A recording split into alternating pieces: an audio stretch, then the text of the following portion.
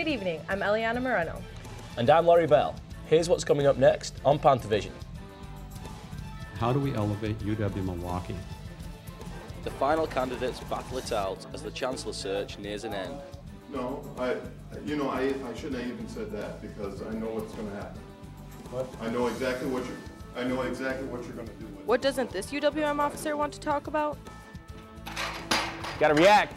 First I thought, wow, this kid's he's kind of a jerk. He doesn't say thanks. And one Panther athlete brings a new level of communication to his team. All that and more coming up next on Panthervision.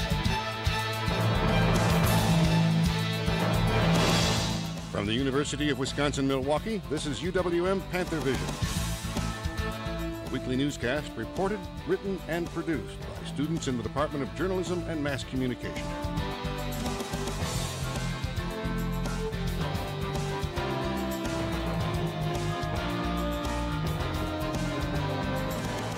And now, the news.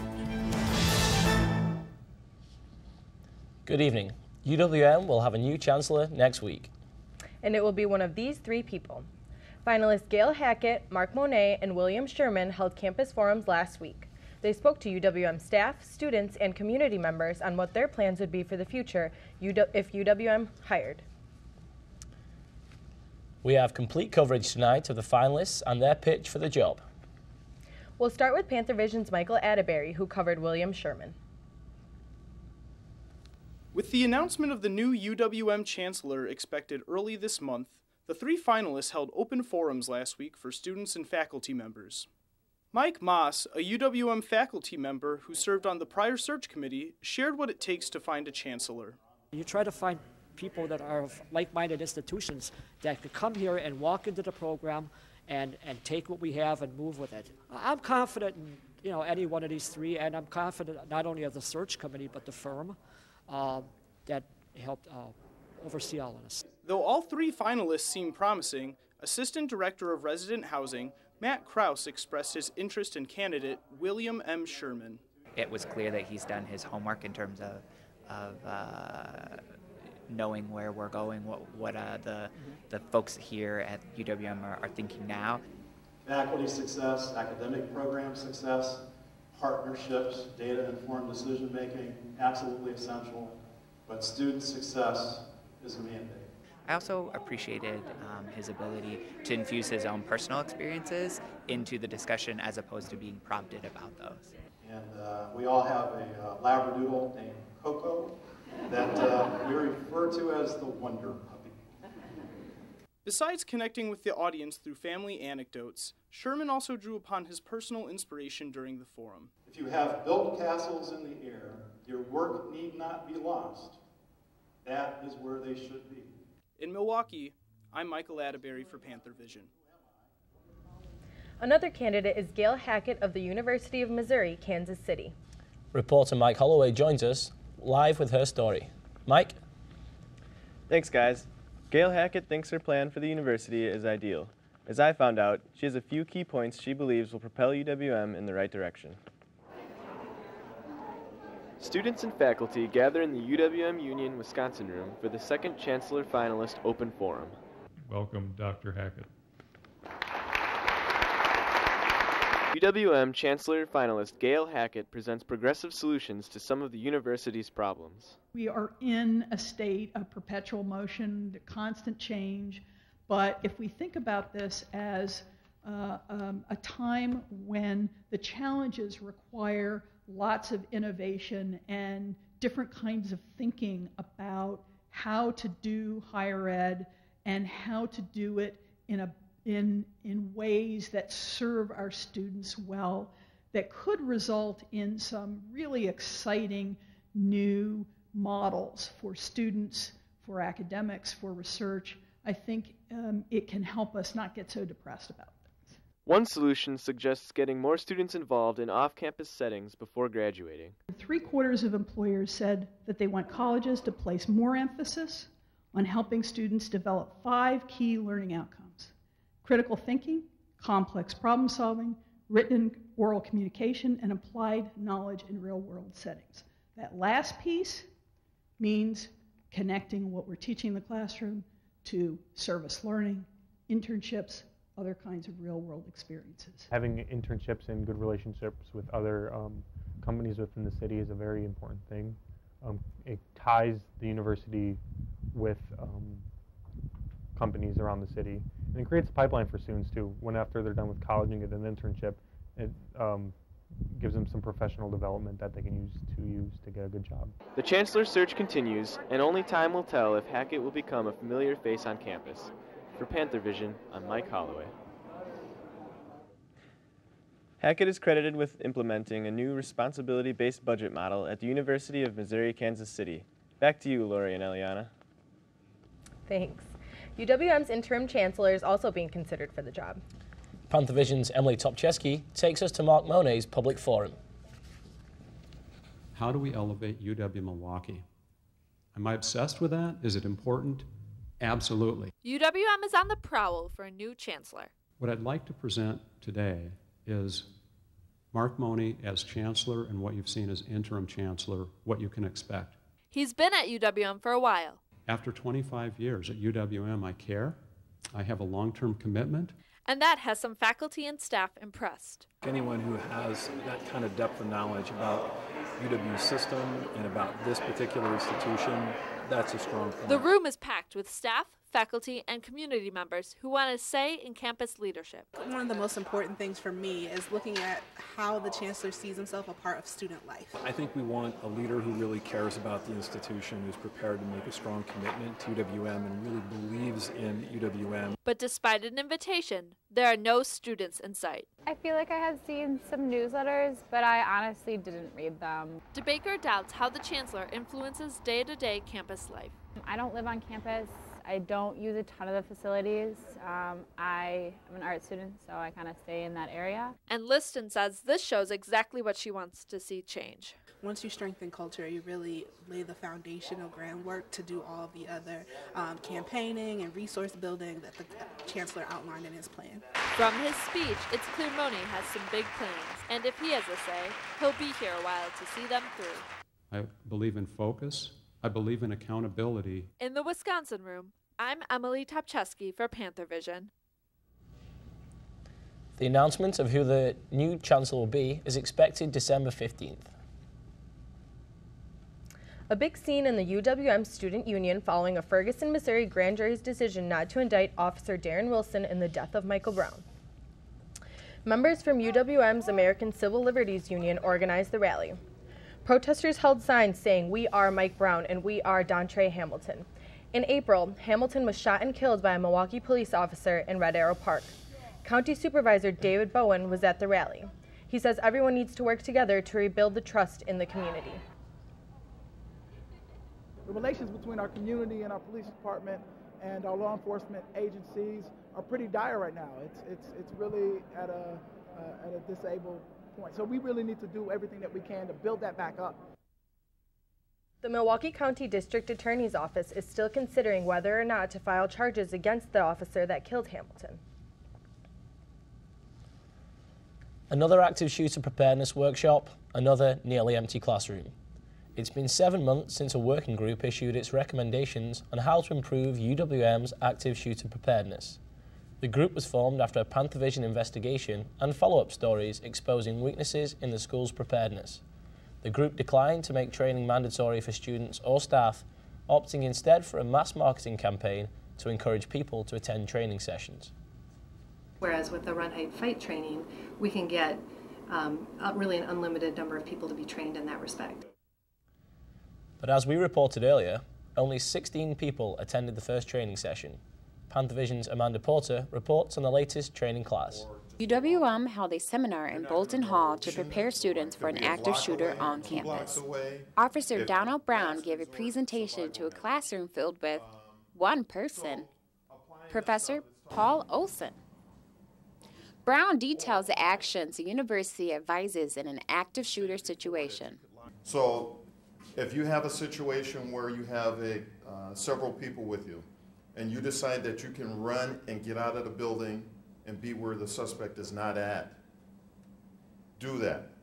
When asked to go into detail about the steps the university was taking to implement new policies, Officer Brown had this to say. Some of this stuff is policy stuff. I'm not going to speak on policy.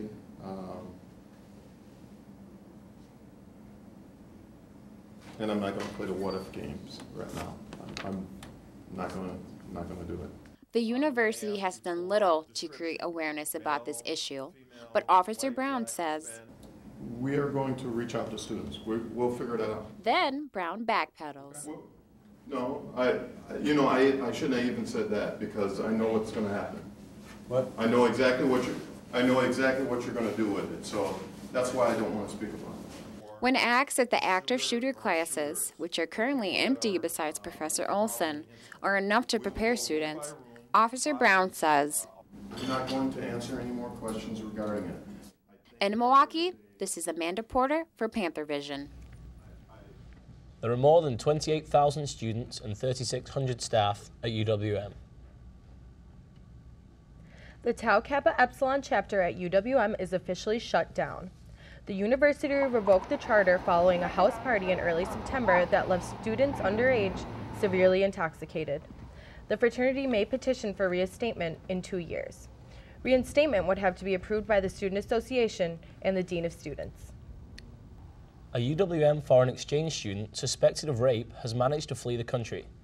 Abdullah Al-Makrami was accused of raping a woman in April.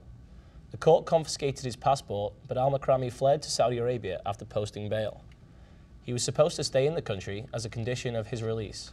The United States and Saudi Arabia don't have an extradition treaty, meaning they do not have to hand over Al-Makrami to authorities. 3 sexual assault cases have been reported to Marquette University Police within a 7-day period. They all happened inside residence halls. The cases are being investigated by the Milwaukee Police Department. Since the beginning of this semester, a total of 11 sexual assault cases have been reported. That's compared to just 8 cases in all of last year. Wisconsin is among 20 states challenging recent executive action on immigration. The new legislation could protect and provide work permits to millions of undocumented immigrants. As Panthervision's Maria Corpus reports, it's legislation that could affect students at UWM. Walking in the halls of UWM's Lubar Hall is recent graduate Gerardo Alvarado. There's a computer lab upstairs, and I just hang out there, do most of my work. Like most graduates, Alvarado has fond memories of the 4 years he spent on campus. For him, his time at UWM marked his coming out, but not in the way you might think. I didn't feel comfortable saying I'm undocumented till I was in college. Alvarado is among a population of students who are difficult to identify and often remain in the shadows. It's a population of students UWM Assistant Professor Dr. Susana Munoz has documented in the last years. When we talk about issues of inclusion, we talk about issues of diversity, and those are elements and values that we try to strive for in education, in urban education, in our city. Undocumented immigrants have to be included in the conversation. For most students, negative responses and fears prevent them from coming out as undocumented. When you get a response like, I don't know what you're doing here, I don't even know why you're in this country, that dictates your next, coming out or disclosure process. Alvarado's experience at UWM and in Wisconsin made him comfortable with his status. I have to be responsible and make sure that other people who are not really educated on the situation, become more aware of what's going on. In Milwaukee, I'm Maria Corpus for Panthervision. It's estimated that there are 7,000 to 13,000 undocumented college students in the United States. Coming up next on Panthervision, UWM carries on a tradition of talking about women's rights. Plus, MATC students have a new place to study on campus. All that and more when Panthervision continues.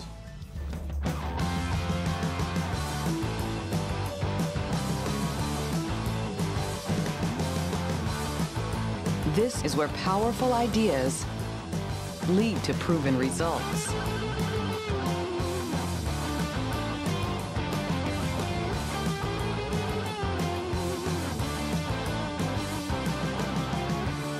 This is where you belong.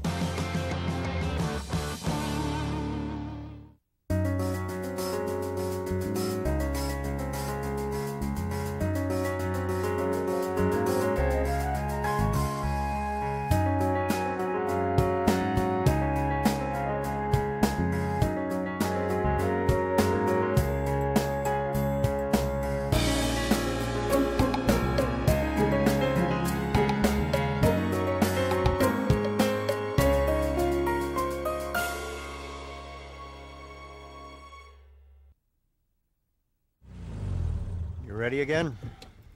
Let's go do this. At MATC, we award lots of degrees, but not everyone makes it to our big ceremony. Samantha, I own land. Thanks to the hands-on training they receive from industry experts, many of our grads are already hard at work. But that's okay. They end up with something even more rewarding than a diploma. A career. MATC. Redefine smart.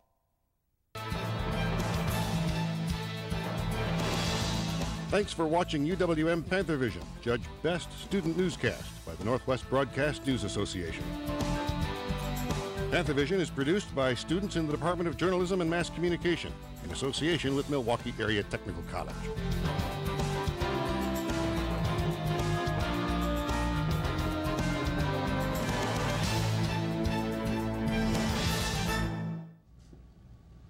Humor is one way to approach difficult topics in conversation.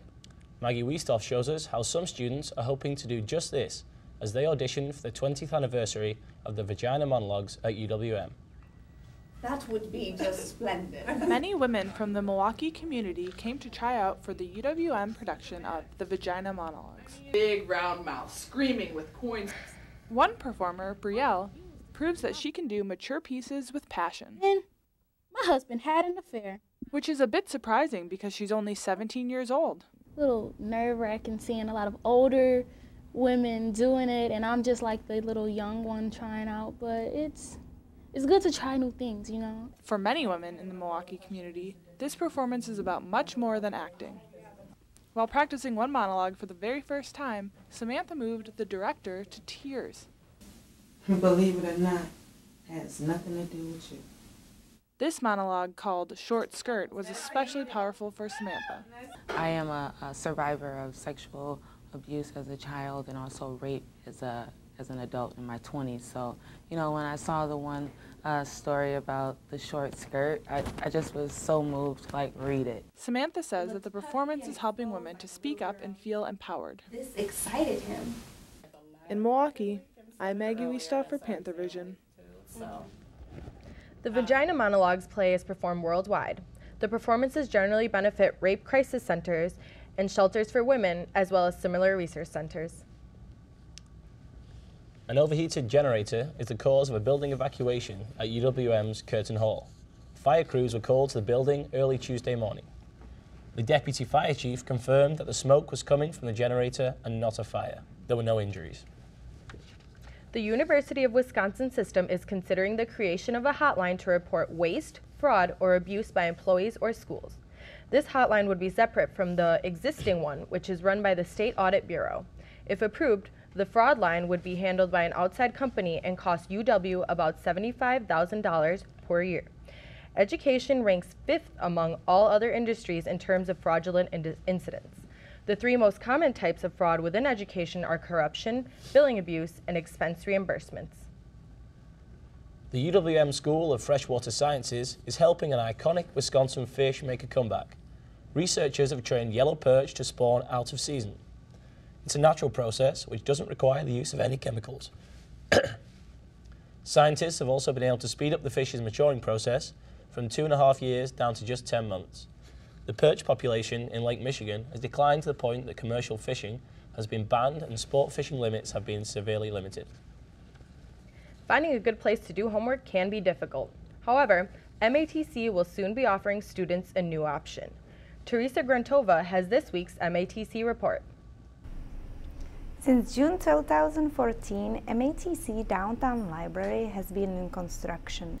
The library, the space is undergoing a major renovation so that we have a brand new beautiful space. We will have internal staircase that connects the library with the academic support center, so the students will have a lot more access to computers. There'll be computers at both levels. There is going to be more space for students to study. We will have more quiet study areas, and we will have some separate group study areas. So we actually have some rooms in this space that will be able to be used by different students for group projects. All the computers are now at the temporary library location in S building on the 3rd floor, and the books are in the storage area in the main building. We'll be able to bring our books back from storage, which now we have to go and pick up about every hour on the hour. So it'll be nice to not have to do that sort of thing again when we're back in our own space. In January, at the beginning of spring semester 2015, this area is going to turn back to the cafeteria, and the new library is going to be located at the same place as always, the room M377. Dominique Harris joins us with a look at the weather for the upcoming week. So is the warm weather we saw this weekend going to be sticking around? More towards the end of the weekend, but today you'll need your umbrella. I hope so. I was in shorts yesterday. Really? Well, let's take a look at the weather headlines. It's cloudy with a mixture of snow and rain in the morning, a few snow showers in the afternoon, winds southwest at 5 to 10 miles per hour. The current conditions are light rain, the temperature is 37, the dew point is 32, and the barometric pressure is 30. Today, though, there will be a snow and rain mix. The high is 37 and the low is 31, and with an 80% chance of precipitation. The lows in Eau Claire is 19, Green Bay 27, Madison 25, and Milwaukee 31. The highs in Eau Claire is 35, Green Bay 39, Madison 35, and in Milwaukee 37. Tonight it'll be cloudy and the low is 31 with northwest winds at 10 to 15 miles per hour. Tomorrow will be partly cloudy and the high is 35, the low is 27 with the wind at north at 10 to 20 miles per hour. Wednesday is partly cloudy with the high of 32 and the low of 24. North winds at 5 to 10 miles per hour. Let's take a look at the extended forecast. On Thursday, it's sunny with the high of 36, low of 25. Friday, partly cloudy with the high of 42 and a low of 32. Saturday, mostly cloudy with the high of 43 and the low of 37. And Sunday, it'll also be mostly cloudy with the high of 44 and the low of 35. Well, at least there's no snow if we want to look on the bright side. Yeah, let's keep our fingers crossed. Not too bad for this time of year though, huh? No, it's not. The big day is near for some MATC students. Winter commencement is this coming Friday. Savannah McKay has details in tonight's MATC report. For Christmas. MATC students are anticipating another important date. In just a few weeks, these doors will be filled with friends and family of the lucky graduates of MATC. Nearly 800 students will graduate from one of many associate degree, technical diploma, apprentice, and adult high school programs that MATC has to offer. While some are cranking down studying for finals, others are already talking about their next big move. So the ultimate dream for me would be to produce my own movies or direct my own films or just become an editor for a major production company or to even start my own production company. Studying hotel management and my bachelor is business management in Brazil. So I decided to go for another degree outside of my country so I can learn more about the industry. Time is ticking and it's time to start finishing those final necessities for the big day. It's also time to get those items that lets your graduate know that you're proud of their accomplishments. How exciting. Good luck to all of you on your future endeavors. I'm Savannah McKay with Panthervision. UWM has one of the top 5 runners in the world, and he has the whole team learning something new. All that and more when Panthervision continues.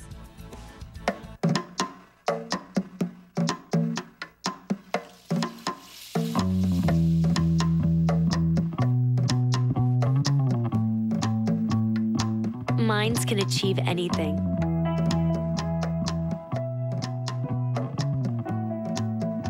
We make sure they get to college.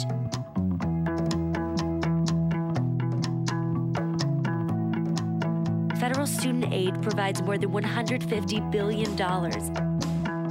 in grants, loans, and work-study funds. to make college possible for anyone with the mind to get there.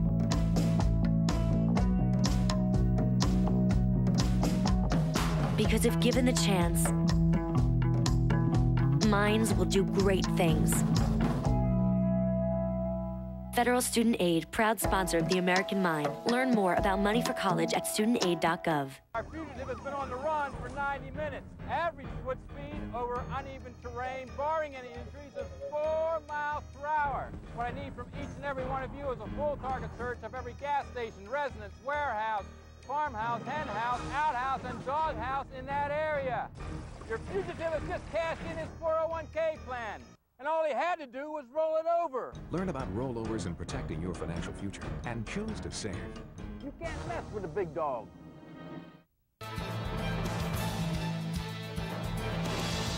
Thanks for watching UWM Panthervision, judged Best Student Newscast by the Northwest Broadcast News Association. Panthervision is produced by students in the Department of Journalism and Mass Communication in association with Milwaukee Area Technical College.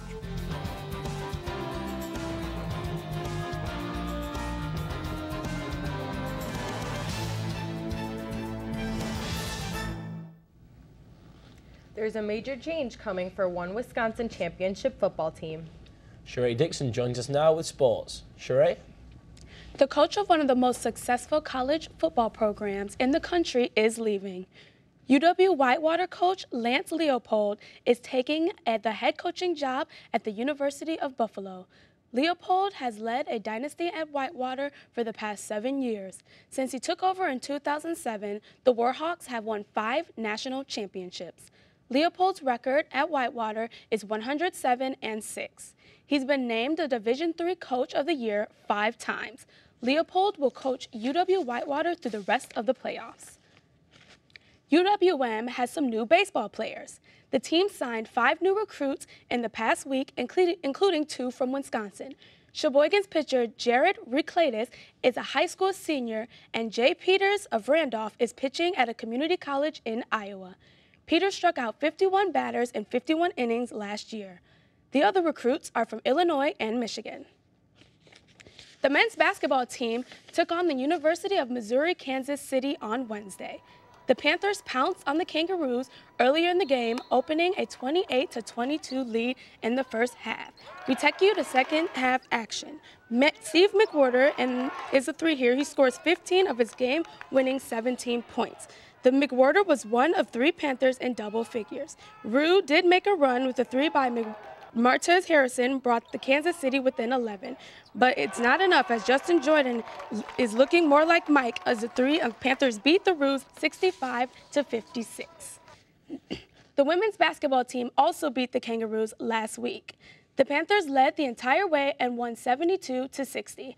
They jumped ahead of the Kangaroos by 13 points at intermission and allowed the lead to slip under double digits on just one occasion in the second half.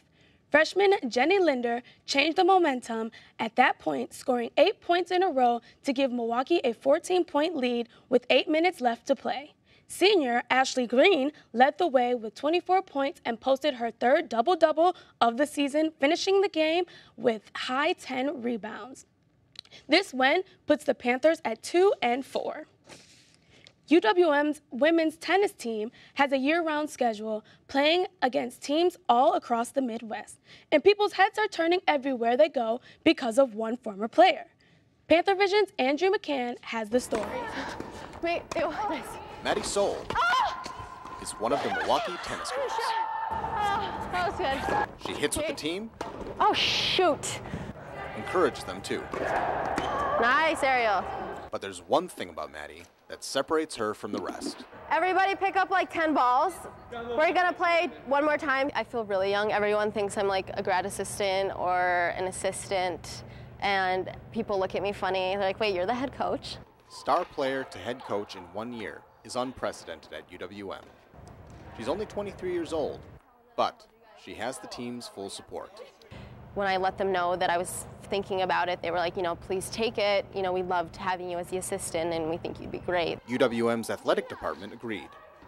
Maddie returned to coach her ex-teammates. It's nothing new for her old doubles partner. She's been the best player to go through the history of the program. So, I mean, even when I was playing with her doubles, like she taught me how to play doubles and stuff, so she was always correcting me then too. Christina Calarasi is Maddie's best friend. Wait. Being coached by your buddy? Oh, nothing in the net. Sounds weird. Just kidding. Apparently not.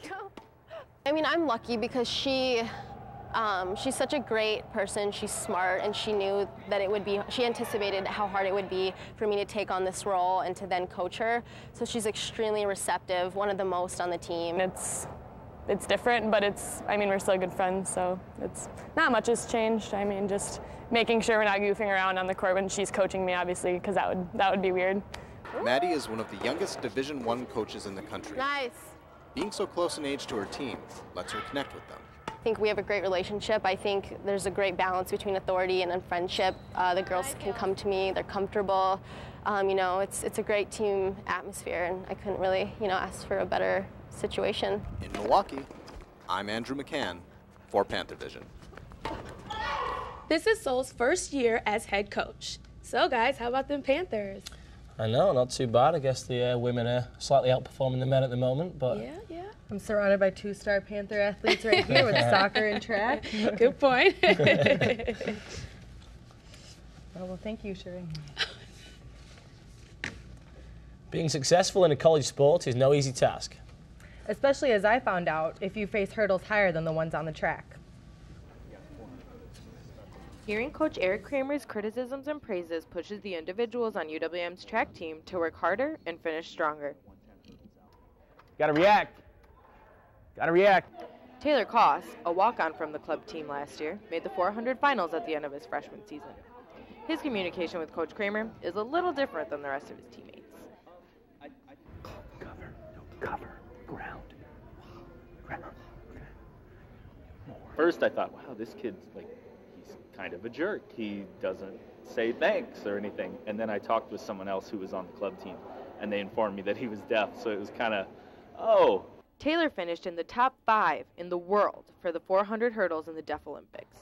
But his athletic abilities aren't all he was able to bring to the track team.